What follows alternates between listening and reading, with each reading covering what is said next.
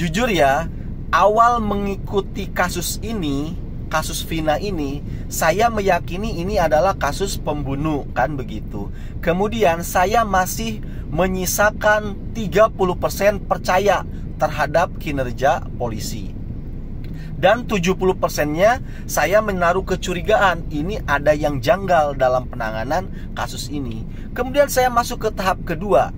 Kepercayaan saya terhadap polisi menangani kasus Vina ini hanya tersisa 10% aja. Dan 90%-nya saya menaruh kecurigaan ada kejanggalan dalam menangani kasus ini. Masuk ke tahap ketiga, sama sekali saya menghilangkan kepercayaan itu kepada polisi dalam menangani kasus Vina ini. Dan 100% saya meyakini kasus ini ditangani dengan tidak baik, dengan salah itu.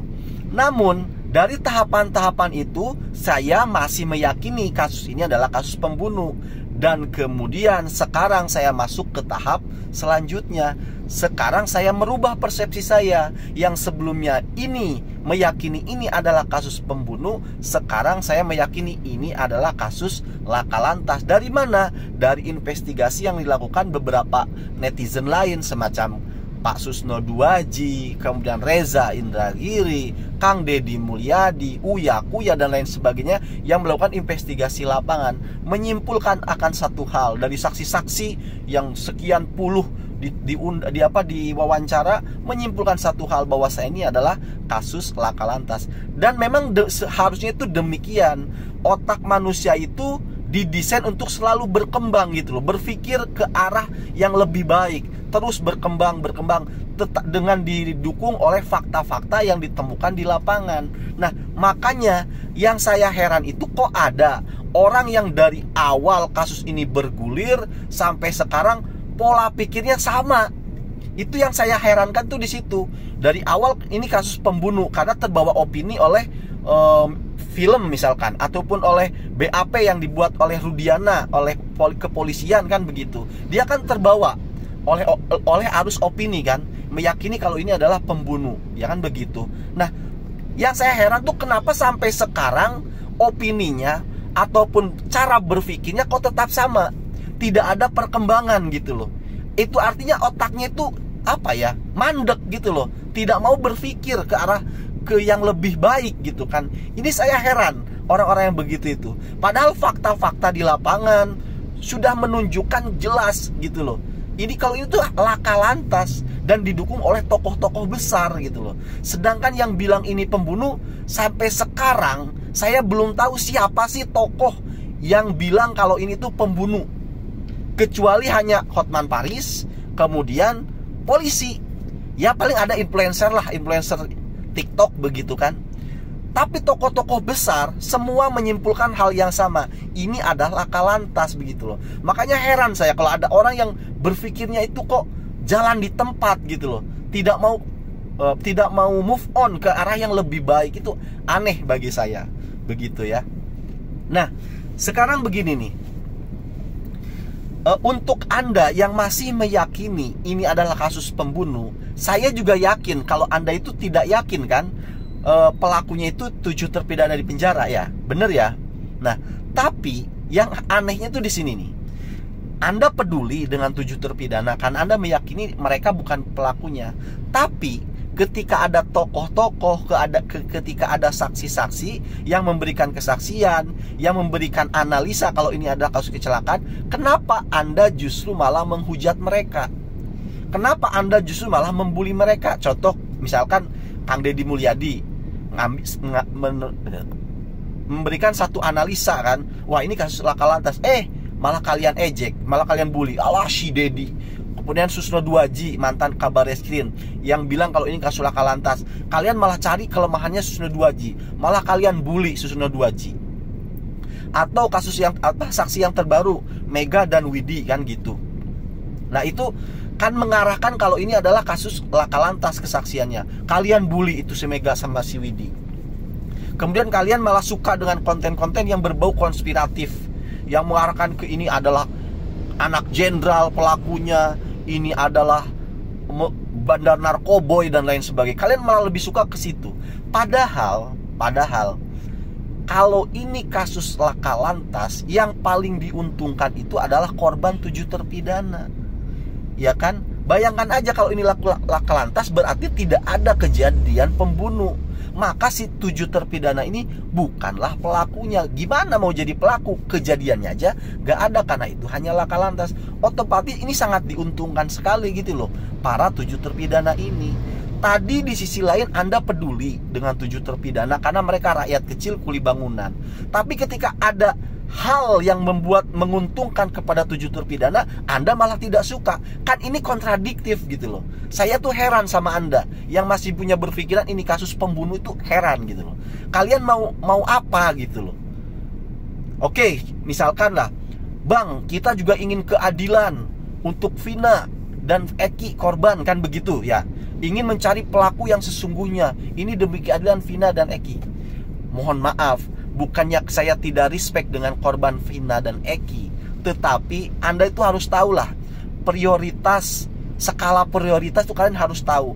Mana yang harus diutamakan, mana yang nanti nomor kedua, dan mana yang nomor ketiga.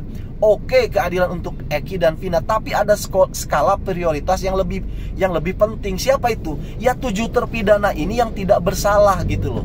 Sekarang begini, Eki dan Vina itu kan sudah almarhum.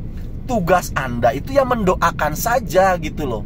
Mendoakan saja semoga dia masuk surganya Tuhan gitu loh. Karena kalau Eki dan Vina sudah masuk surganya Tuhan, itu gak akan mungkin mencari keadilan di dunia. Dunia ini tidak ada apa-apanya dibandingkan surga. Mereka sudah sibuk dengan kenikmatan surganya. Gak mungkin itu mikirin dunia. Gak mungkin. Dunia itu gak ada apa-apanya dengan surga gitu loh. Ngapain Vina harus cari keadilan, Eki harus cari keadilan di bumi, itu ngapain gitu loh. Gak ada fungsinya buat mereka ini. Yang penting mereka sudah damai, sejahtera di sisi Tuhannya itu. Tetapi yang 7 terpidana ini yang harus menjadi skala prioritas. Kenapa? Karena mereka masih hidup. Mereka harus mencari nafkah untuk ibunya yang sudah tua renta. Mereka juga ya ingin menikah, ingin memberikan nafkah kepada keluarganya yang sekarang itu miskin-miskin. Itu yang harus jadi skala prioritas. Kenapa Anda skala prioritasnya itu aneh gitu loh? Orang yang sudah meninggal dulu. Ini kan aneh kalau bagi saya. Ya kan? Harusnya yang masih hidup dulu, karena mereka itu sangat dibutuhkan oleh keluarganya.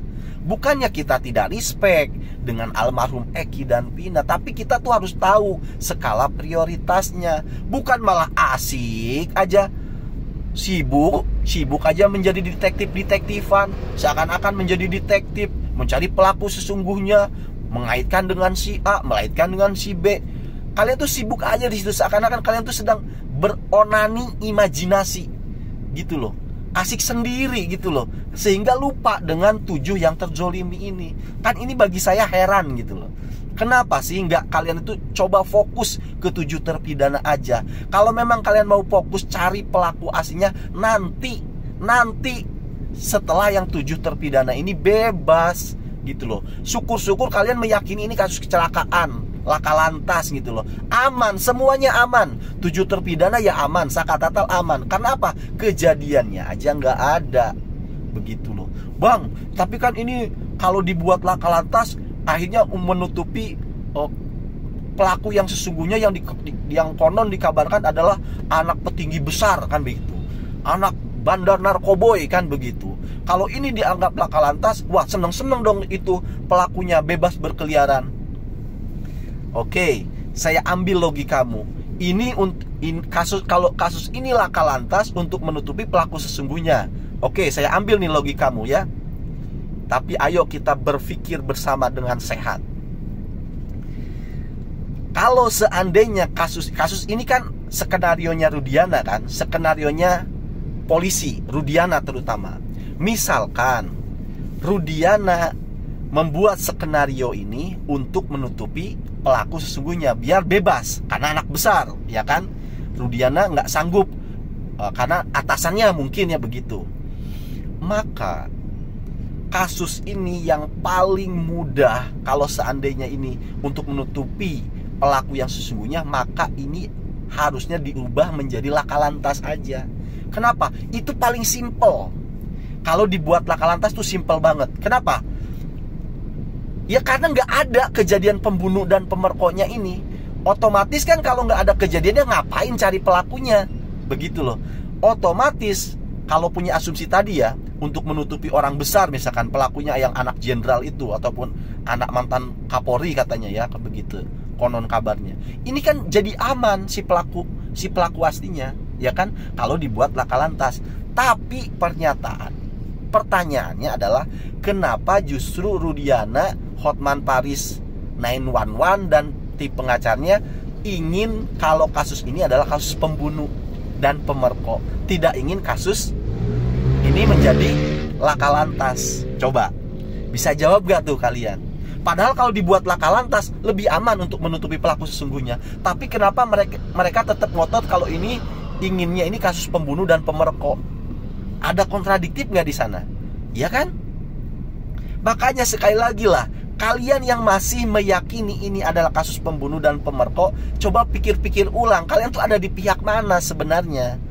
Wong ini dari awal loh sudah settingannya, sudah skenarionya Rudiana. Saya pun dulu kemakan dengan skenarionya gitu loh, terbawa arus opini oleh skenarionya Rudiana. Tapi saya kan berpikir mau terus berkembang gitu loh, melihat fakta-fakta dan data-data, sehingga saya sekarang menyimpulkan, saya ikuti orang-orang pinter, tokoh-tokoh besar, Reza Indragiri, Kang Deddy Mulyadi, Susno Duwaji, semua orang tokoh-tokoh besar, mantan itu Orgo Seno itu siapa, mantan Wakapolri, semua mengarahnya itu kecelakaan lalu lintas. Lah kenapa kalian berkutat aja gitu di sana, terjebak dengan opini yang dibuat skenarionya oleh Rudiana? Kan aneh bagi kalian itu.